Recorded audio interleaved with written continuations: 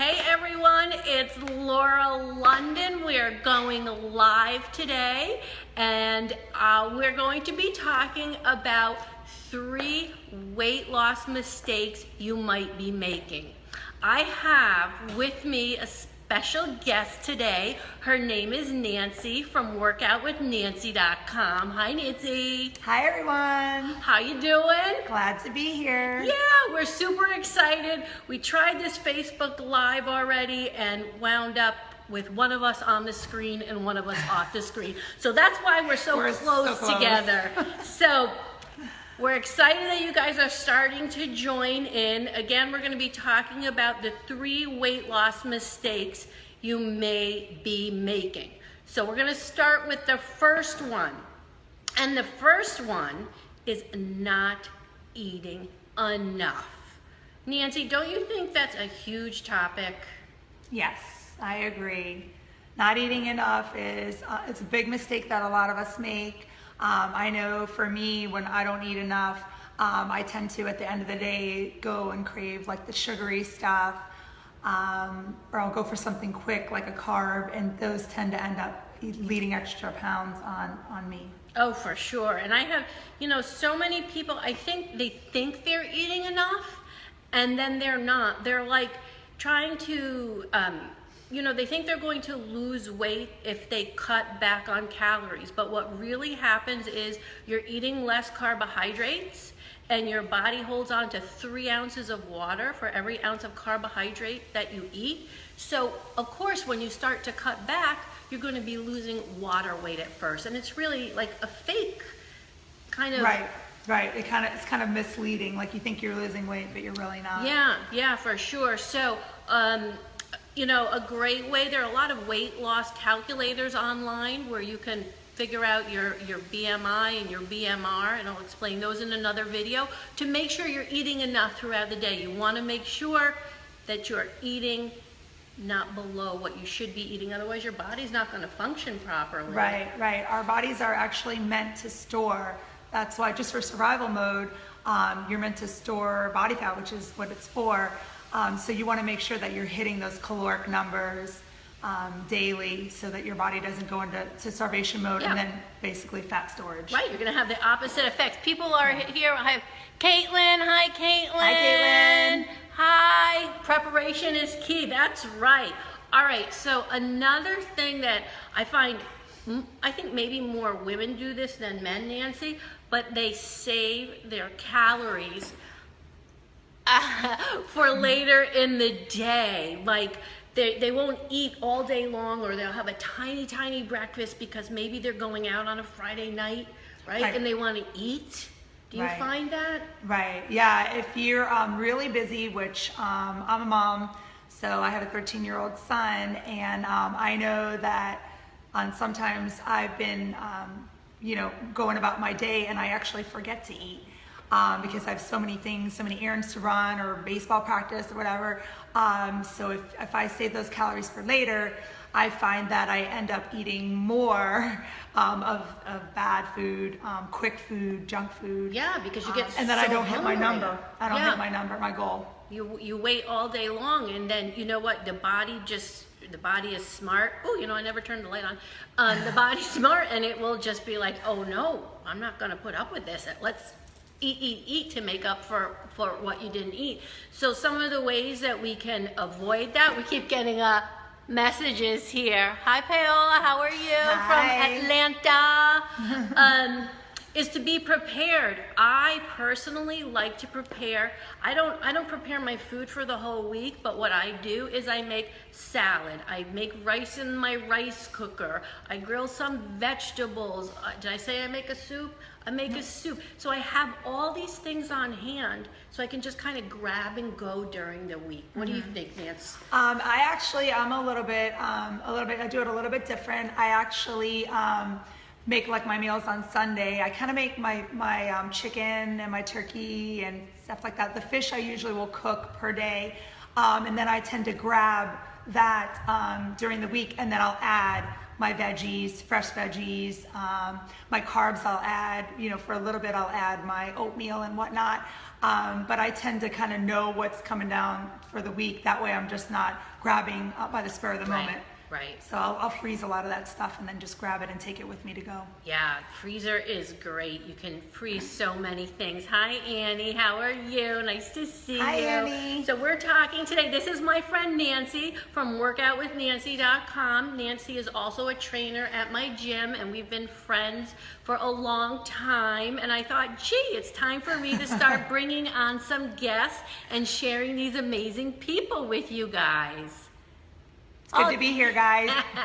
All right, so today we're talking about 3 weight loss mistakes that you might be making. So the first one was not eating enough, just eating too little, putting your body in starvation mode. The second one was saving your calories for later. That does not work. It backfires. You need to eat consistently. Right, like a furnace, almost like if you were fueling a fire, you want to just add a little bit at a time. Throughout the day. I think absolutely. If that's one thing that people can walk away with today, it is so important, is never to let yourself get too hungry. No. That just sets you up for failure. Absolutely. So, and that's really number 3, was not eating consistently throughout the day, which we talked about. And you can be prepared by preparing your foods on Sunday or preparing a few days in advance. What do you guys do to keep yourself on track with healthy eating? What ratio of macros do you recommend? You know what? That's a great question, and that, I think, itself is a whole other discussion. For right now. I think that's a great question, but I don't weigh my food. I don't really measure my food, but I've been doing this for so long that I can kind of eyeball what I need to be eating. But we both have really awesome programs that can help you with all those fine details with your macros. Absolutely, for sure. Absolutely. Wow. Let's see. All right, so another topic we were going to talk about was emotional eating. How many of you are emotional eaters out there? Anybody? Yeah, raise your hand. I think everybody really stressed. Absolutely. With the stress and the hectic of, driving the kids around to just, bills or life or relationships, a lot of times, I find that if I get stressed, I might go grab something sugary, or for me, I like those crazy little Starbucks Frappuccinos, which are so bad for you. Like one of them is about 500 calories, which is a third of my day. So I find that I just have to be more, check in a little bit more so that I'm not grabbing those things when things start getting really stressful. Yeah, and I think there's a big difference that people need to understand between emotional stress eating and really being hungry. Like stress eating, it comes on really quick, like all of a sudden you're like, oh, I just need to calm these nerves, or I don't feel good, or it comes on really, really quick, and it's really to satisfy an emotion, right? Whatever we're feeling. Right. So maybe what we could do is maybe check in. Check in with yourself and say, hey, am I hungry? Am I reaching for this because I'm hungry? Am I reaching because I'm stressed? So sometimes if we can just maybe count to 10 and, check in would probably be a good place to start before we grab one of those bad things. It actually happened to me yesterday, Nancy. I was a little stressed and I really wanted a glass of wine. I really did. And I decided to go ride my bike instead. And you know what? I felt so much better. It just being outside, and it kind of calmed me down. So you could take a walk, you could call a friend, you could ride your bike. Yeah, you can absolutely. go shopping. Oh, that's a whole other topic. That's a really good one that I like. Oh God. Yeah.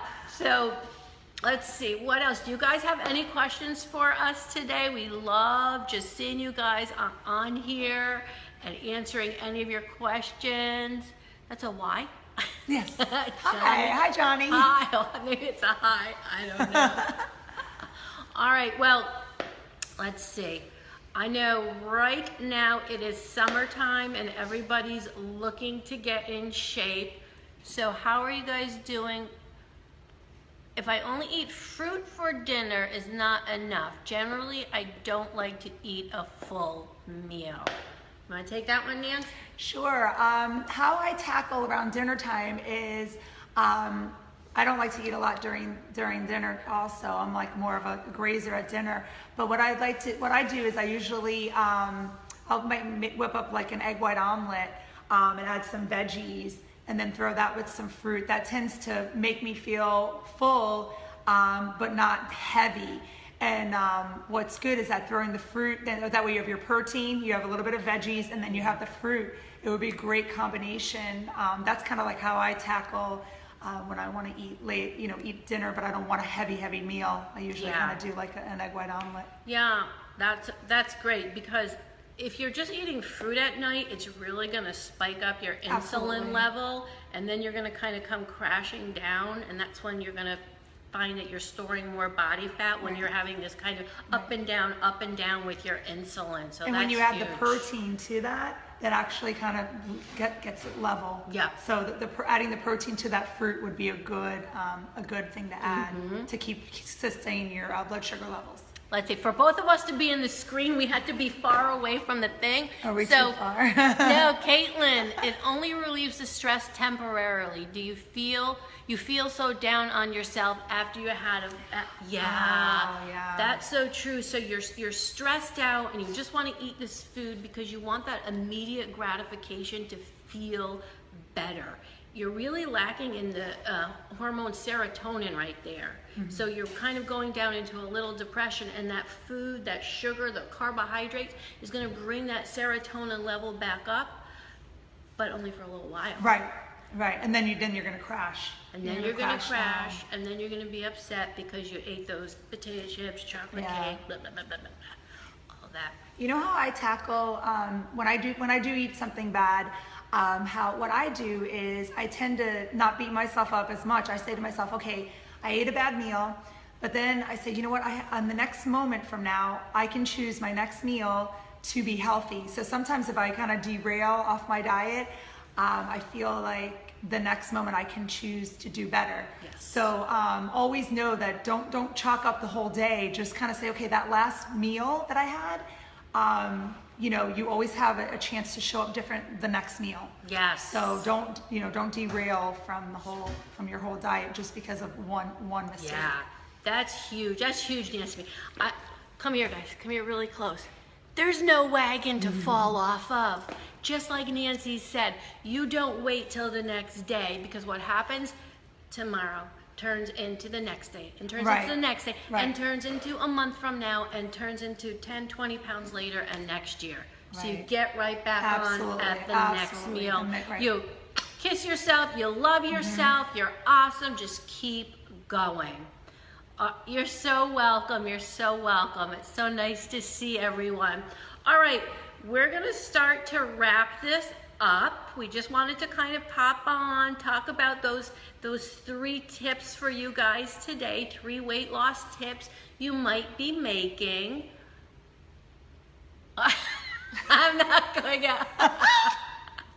You're funny. The comments that come in. Thank you so much for the dinner invitation.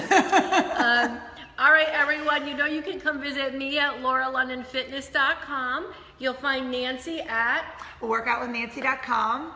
And we hope you have a fit and fabulous day. We hope you've learned something from this video, and we'll see you again really, really soon. See you guys. Thanks for having me on. Bye-bye. Bye. Okay, everyone. Awesome. Have a great day. Bye-bye.